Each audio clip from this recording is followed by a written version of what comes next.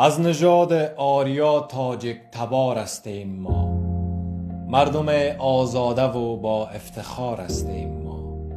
پور زردشتیم و از نسل کیومرث کبیر، زاده اسپهبد و اسفندیار هستیم ما. خشم رستم پرچم بومسلم و یعقوب لیث، در سراشیب زمان حماسه‌دار هستیم ما.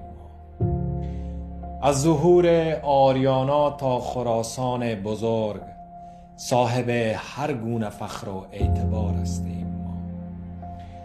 با سرود رودکی پرورده ما را مادران، بوی جوی مولیان را یادگار هستیم